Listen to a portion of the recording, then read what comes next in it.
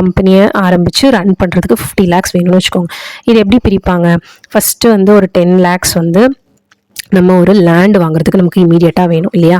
10 lakhs வந்து லேண்டுக்கு. அதுக்கப்புறம் அந்த லேண்டில் வந்து பில்டிங் கட்டணும், கன்ஸ்ட்ரக்ஷன் ஃபேக்ட்ரி ஸ்டார்ட் பண்ணணும், அதுக்கு ஒரு 10 lakh தேவை. பில்டிங்ஸ் கட்டினதுக்கப்புறம் அதில் ஒரு மெஷினரிஸ்லாம் வாங்கி போடணும், அதுக்கு ஒரு 10 lakh தேவை. மெஷினரிஸ் வாங்கி போட்டதுக்கப்புறம் ரா மெட்டீரியல்ஸ் வாங்கணும், ப்ரொடக்ஷன் ஸ்டார்ட் பண்ணணும் அப்படின்னா ரா மெட்டீரியல் வேணும், அதுக்கு ஒரு 10 lakhs. ஸோ அதர்ஸ்க்கு ஒரு 10 lakhs. பார்த்தீங்கன்னா ஃபஸ்ட்டு இமீடியட்டாக லேண்ட் வாங்கணும், பில்டிங் வாங்கணும், மெஷினரிஸ் வாங்கணும், இது 3 இமீடியட்டாக நடக்கணும். ஸோ அப்போ 30 lakhs வந்து அவங்களுக்கு இமீடியட்டாக தேவைப்படுது. ரிமைனிங் 20 lakhs வந்து அவங்க லேட்டராக கூட அவங்க கலெக்ட் பண்ணிக்கலாம். அதனால தான் இந்த டைம் கேப் கொடுக்குறாங்க. ஸோ அப்ளிகேஷன் மணி கலெக்ட் பண்ணி ஒரு 2 months கழிச்சு அலாட் பண்ணுவாங்க. அலாட் பண்ணி ஒரு 2 or 3 months, அது வந்து டிபெண்ட்ஸ் ஆஃப் த கம்பெனி எவ்வளோ டைம் கேப் இன் பிட்வீன்ங்கிறது. ஓகே,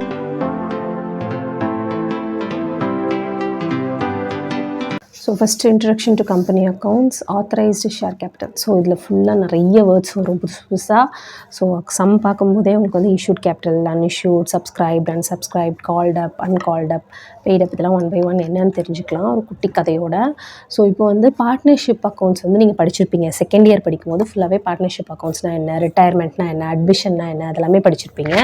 ஸோ அட்மிஷன், ரிட்டையர்மெண்ட் இது எல்லாமே ஒரு பார்ட்னர் வந்து புதுசாக அட்மிட் ஆனாலோ ஃபுல்லாக அந்த புக்ஸ் ஆஃப் அக்கௌண்ட்ஸே சேஞ்ச் ஆகும். அந்த கம்பெனியில் என்ன கொண்டு வராங்க, எவ்வளோ ப்ராஃபிட் திரும்ப வந்து கேல்குலேட் பண்ணுவாங்க, ப்ராஃபிட் ரேஷியோ கேல்குலேட் பண்ணுவாங்க. திரும்ப ரிட்டையர் ஆகிறாங்க அப்படின்னா அவங்க கொண்டு போகிற ஷேர் என்ன, ப்ரொபோர்ஷன் என்ன, எல்லாமே திரும்ப வந்து எல்லாத்தையுமே வந்துட்டு ரீகன்ஸ்ட்ரக்ட் பண்ணுவாங்க இல்லையா பார்ட்னர்ஷிப் அக்கௌண்ட்டில். பட் வேறாஸ் இன் கம்பெனி அக்கௌண்ட்ஸை பொறுத்த வரைக்கும் யார் உள்ளே வந்தாலும் வெளியே போனாலும் there is no reconstruction. Okay, partnership மாதிரி கிடையாது. நம்ம வந்து அதை பற்றி கவலையே பட தேவையில்லை. ஏன் அப்படின்னா ஒரு கம்பெனிக்கு வந்து ஒரு 10 lakhs தேவை, கம்பெனி ஸ்டார்ட் பண்ணுறதுக்கு ஒரு 10 lakhs தேவை அப்படின்னா அது வந்து ஷேர்ஸாக தான் டிவைட் பண்ணி எல்லாருக்கிட்ட இருந்தும் கலெக்ட் பண்ணுவாங்க. இப்போ ஒருத்தர் அந்த கம்பெனி வேணாம் அப்படின்ட்டு வெளியே போகிறாரு அப்படின்னா இட் இஸ் வெரி சிம்பிள், அவரோட ஷேர் வந்து இன்னொருத்தர்கிட்ட விற்றுட்டு போயிடுவார், வாங்கிக்கலாம். ஓகேங்களா? அதே மாதிரி புதுசாக யாராவது கம்பெனிக்குள்ளே வராங்க அப்படின்னா யாராச்சும் விற்றுட்டு போன ஷேர்ஸை இவங்க வாங்கிப்பாங்க. ஸோ அதை பற்றி எந்த ஒரு பிரச்சனையும் இல்லை. ஸோ புக்ஸ் ஆஃப் அக்கௌண்ட்ஸ் வந்து எதுவுமே சேஞ்ச் ஆகாது. ஸோ கம்பெனி அக்கௌண்ட்ஸை பொறுத்த வரைக்கும் நம்ம ஷேர்ஸ் வந்து எப்படி இஷ்யூ பண்ணுறோம், அது எப்படி சப்ஸ்கிரைப் ஆகுது, எவ்வளோ சப்ஸ்கிரைப் ஆகுது, எவ்வளோக்கு பண்ணியிருக்காங்க, யாராவது பண்ணாமல் பெண்டிங் இருக்கிறாங்களா, ஸோ அந்த மாதிரியான கேல்குலேஷன்ஸ் தான் வந்து இதில் வரப்போகுது. ஸோ ஃபஸ்ட்டு வந்து authorised share capital. Authorised share capital அப்படிங்கிறது கவர்மெண்ட் அந்த பர்டிகுலர் கம்பெனிக்கு எவ்வளோ ஆத்தரைஸ் பண்ணியிருக்காங்க. For example 10 lakh authorisation capital அப்படின்னா அதாவது registered share capital. Authorised capital is nothing but registered share capital. எவ்வளோ அலோவ் பண்ணியிருக்காங்களோ அவ்வளோதான் அவங்களுக்கு கால்ஃபர் பண்ணுவாங்க. ஸோ 10 lakh வந்து எப்படி டிவைட் பண்ணுவாங்க அப்படின்னா எப்படி பண்ணலாம். எக்ஸாம்பிள், ஸோ 1 lakh ஷேர்ஸ் வந்து ஈச் 10 rupees அப்படின்னா அவங்க டிவைட் பண்ணலாம். இது எல்லாமே depends upon the company. So இப்போ ஆத்தரைஸ் ஷேர் கேபிட்டலை வந்து 2ஆக டிவைட் பண்ணிக்கலாம். ஒன்று வந்து இஷ்யூட் கேபிட்டல், இன்னொன்று வந்து அன்இஷ்யூட் கேபிட்டல். இஷ்யூட் கேபிட்டல் அப்படின்னா என்னென்னா இப்போ இந்த 10 lakh rupees வந்து அவங்களுக்கு தேவைப்படுது கம்பெனி வந்து ஸ்டார்ட் பண்ணி ரன் பண்ணுறதுக்கு. இந்த 10 lakh வந்து 1 lakh ஷேர்ஸாக பிரிக்கிறாங்க. ஷேர்ஸை யாராச்சும் வாங்கணும் இல்லையா? அப்போ அவங்க வாங்கணும்னா இவங்க இஷ்யூ பண்ணணும், இவங்க கொடுத்தா தான் யாராவது வாங்குவாங்க. ஸோ அதை இஷ்யூ பண்ணுற கேபிட்டல். ஸோ இஷ்யூட் கேபிட்டல் அப்படிங்கிறது மொத்தமாகவும் அவங்க இஷ்யூ பண்ணலாம், இல்லை இதில் ஒரு பர்டிகுலர் போர்ஷன் கூட அவங்க இஷ்யூ பண்ணலாம். ஃபார் எக்ஸாம்பிள் மொத்தமாகவே அவங்க இஷ்யூ பண்ணல அப்படின்னா 10 lakhல வந்து 9 lakh மட்டும் இஷ்யூ பண்ணுறாங்க, இல்லை 8 lakhs இஷ்யூ பண்ணுறாங்க. ஃபார் எக்ஸாம்பிள் 8 lakh வந்து இஷ்யூட் கேபிட்டல் அப்படின்னா இதை எப்படி ஸ்ப்ளிட் பண்ணுவாங்கன்னா 80,000 shares into 10 each. Same rupees தான், 10 தான் வந்து பார் வேல்யூ, இல்லை ஃபேஸ் வேல்யூ, நாமினல் வேல்யூ எல்லாமே ஒன்று தான். ஸோ கோட் பண்ண ப்ரைஸ் வந்து ஒரு ஷேர் 10 ரூபாய் அப்படின்னா 1 லட்சம் ஷேர் ஆத்தரைஸாக இருக்குது அப்படின்னா அவங்க வந்து 80,000 வந்து இஷ்யூ பண்ணுவாங்க. ரிமைனிங் 20,000 வந்து என்ன பண்ணுவாங்கன்னா will be offered to the general public at later date. ஓகேங்களா? அதுக்கப்புறம் இந்த இஷ்யூட் கேபிட்டல் என்ன ஆகும் அப்படின்னு பார்த்தீங்கன்னா ஃபர்தராக இது வந்து ரெண்டாக டிவைட் ஆகுது. இஷ்யூ பண்ணுற கேபிட்டல் எல்லாமே வாங்கிடுவாங்களா அப்படின்னு கேட்டால் கிடையாது, சிலவங்க வாங்காமல் கூட இருப்பாங்க. அதனால தான் அது வந்து என்னென்னு சொல்கிறாங்கன்னா சப்ஸ்கிரைப்டு கேபிட்டல், அன்சப்ஸ்கிரைப்ட் கேபிட்டல். இது ரொம்பவே உங்களுக்கு பழக்கப்பட்டமான ஒரு வேர்டு. ஏதாவது யூடியூப் சேனல் பார்த்தீங்கன்னா சப்ஸ்கிரைப் பண்ணுங்கன்னு சொல்லுவாங்க இல்லையா, அந்த மாதிரி. ஸோ இப்போ ஒரு கம்பெனி நமக்கு பிடிச்சிருந்தது, அந்த கம்பெனி மேலே நமக்கு நம்பிக்கை இருந்துச்சு அப்படின்னா ஆட்டோமேட்டிக்காக ஷேர் ஹோல்டர்ஸ் என்ன பண்ணுவாங்க, அந்த கம்பெனியோட ஷேர்ஸை போயிட்டு வாங்குவாங்க. அவங்க வாங்கிட்டாங்க அப்படின்னா அந்த கேபிட்டலுக்கு பேர் தான் சப்ஸ்கிரைப் கேபிட்டல். ஓகேங்களா? அதாவது கம்பெனியை பொறுத்த வரைக்கும் நீங்கள் தான் கம்பெனின்னு வச்சுக்கோங்க. நீங்கள் இஷ்யூ பண்ணுற கேபிட்டலை யாராவது வாங்கிட்டாங்கன்னா அந்த கேபிட்டல் எல்லாமே சப்ஸ்கிரைப் கேபிட்டல்.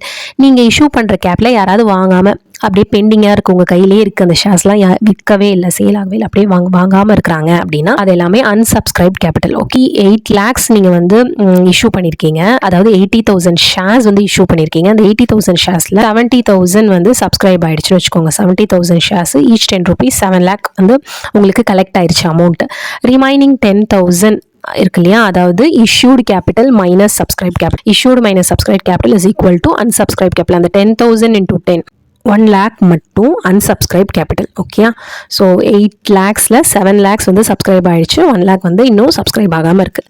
அது எப்படி சப்ஸ்கிரைப் பண்ணுவாங்க, அண்டர் ரைட்டர்ஸ் வச்சு, அதெல்லாம் அப்புறம் லேட்டராக பார்த்துக்கலாம். ஸோ இப்போ நமக்கு ப்ராப்ளம் வந்து சப்ஸ்கிரைப் கேபிட்டலை வந்து 2 விதமாக பிரிக்கிறாங்க. ஒன்று வந்து கால்ட் அப் கேபிட்டல், இன்னொன்று வந்து uncalled up capital. Okay, called up capital அப்படின்னா இந்த 70,000 வேணும் இல்லையா கம்பெனிக்கு, சப்ஸ்கிரைப் ஆகிருக்கல, இந்த 70,000 இம்மீடியட்டாக வந்து அவங்க வாங்க மாட்டாங்க. சப்ஸ்கிரைப் பண்ண உடனே அவங்களுக்கு கிட்ட இருந்து காசை வந்து கொஞ்சம் கொஞ்சமாக வாங்குவாங்க. இந்த 10 rupees இருக்கு இல்லையா, அந்த 10 rupees, இந்த 10 rupees வந்து ஸ்ப்ளிட் பண்ணி தான் கம்பெனி வாங்கும். ஃபார் எக்ஸாம்பிள் நான் வந்துட்டு கம்பெனி எப்படி வந்து ஷேர்ஸோட அமௌண்ட் வந்து கலெக்ட் பண்ணுவாங்க அப்படின்னா, அப்ளிகேஷன் மணி 2 rupees, அலாட்மெண்ட் பண்ணுவாங்க. ஸோ அப்ளிகேஷன் வந்து 2 rupeesன்னு சொல்லுவாங்க, அலாட்மெண்ட் பண்ணும்போது 3 rupees.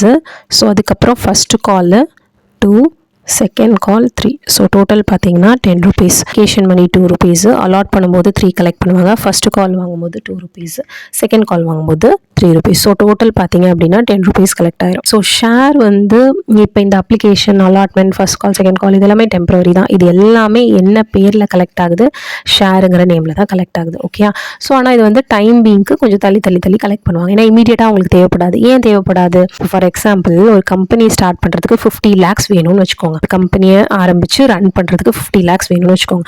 இது எப்படி பிரிப்பாங்க, ஃபஸ்ட்டு வந்து ஒரு 10 lakhs வந்து நம்ம ஒரு லேண்ட் வாங்குறதுக்கு நமக்கு இமீடியட்டாக வேணும் இல்லையா, 10 lakhs வந்து லேண்டுக்கு. அதுக்கப்புறம் அந்த லேண்டில் வந்து பில்டிங் கட்டணும், கன்ஸ்ட்ரக்ஷன் ஃபேக்ட்ரி ஸ்டார்ட் பண்ணணும், அதுக்கு ஒரு 10 lakh தேவை.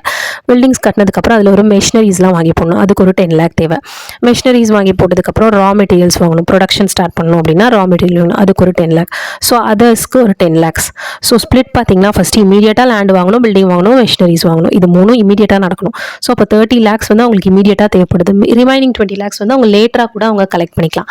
ஸோ அதனால தான் இந்த டைம் கேப் கொடுக்குறாங்க. ஸோ அப்ளிகேஷன் மணி கலெக்ட் பண்ணி ஒரு 2 months கழிச்சு அலாட் பண்ணுவாங்க. அலாட் பண்ணி ஒரு 2 or 3 months, அது வந்து டிபெண்ட்ஸ் ஆஃப் த கம்பெனி எவ்வளோ டைம் கேப் இன் பிட்வீன்ங்கிறது. ஓகேங்களா, எக்ஸாம்பிளுக்கு சொல்கிறேன், ஒரு 2-3 months கழிச்சு கூட அவங்க வந்து ஃபஸ்ட் கால் மணி வந்து கால் பண்ணுவாங்க. கால் பண்ணதுக்கப்புறம் நம்ம பே பண்ணால் போதும். அதுக்கு முன்னாடியே நமக்கு 50 லட்சம் கையில் இருக்கணுங்கிறது நமக்கு அவசியம் கிடையாது, கட்டாயம் கிடையாது. அதனால தான் அந்த மாதிரி ஸ்ப்ளிட் பண்ணி வாங்குறாங்க. Application money, allotment money, first call, second கால்னு லேட்டராக கொஞ்சம் கொஞ்சமாக 10 rupees கட்டும்போது ஷேர் ஹோல்டர்ஸ்க்கும் அது வந்து பேர்டனாக தெரியாது. அவங்க ஈஸியாக வந்து வாங்கிடுவாங்க. 2 rupees தானே, அப்போ லேட்டாக தானே ரிமைனிங் பே பண்ணணும் அப்படின்னு சொல்லிட்டு அவங்களும் பர்ச்சேஸ் பண்ணுறதுக்கான சான்சஸ் இருக்குது. ஸோ அதனால தான் வந்து சப்ஸ்கிரைப் பண்ணதுக்கப்புறம் அதை வந்து 2 விதமாக பிரிக்கிறாங்க. ஒன்று கால்ட் அப் கேபிட்டல், இன்னொன்று வந்து அன்கால்ட் அப் கேபிட்டல். இப்போ இந்த கால்ட் அப் கேபிட்டல் அப்படின்னா கம்பெனி வந்து கால் பண்ணிடுச்சு, ஃபர்ஸ்ட் கால் அனௌன்ஸ் பண்ணிட்டாங்க, செகண்ட் கால் அனௌன்ஸ் பண்ணிட்டாங்க, காலே பண்ணாமல் இருக்கும், கம்பெனியே வந்து இன்னும் ஆஃபர் பண்ணாமல் இருப்பாங்க, அதுதான் அன்கால்ட் அப் கேபிட்டல். இது வந்து ரிசர்வ் கேபிட்டலாக லேட்டராக வந்து லிக்விடேட் பண்ணும்போது கிரெடிட்டார்ஸ்க்கு வந்து டிஸ்ட்ரிபியூட் பண்ணிடுவாங்க. அந்த கால்ட் அப் கேபிட்டல் பாருங்க 2 விதமாக ஃபர்தராக கிளாஸிஃபை ஆகுது. ஒன்று வந்து பெய்ட் அப் கேபிட்டல், இன்னொன்று வந்து கால்ஸ் இன் அரியர்ஸ். பெய்ட் அப் கேபிட்டல் அப்படின்னா கால் பண்ண ஃபர்ஸ்ட் காலோ செகண்ட் காலோ எது கால் பண்ணுறாங்களோ எல்லாத்தையுமே ஷேர் ஹோல்டர்ஸ் பே பண்ணி முடிச்சிட்டாங்க அப்படின்னா இதெல்லாம் பெய்ட் அப். பே பண்ணி முடிச்சிட்டாங்க அப்படின்னா பெய்ட் அப் கேபிட்டல்.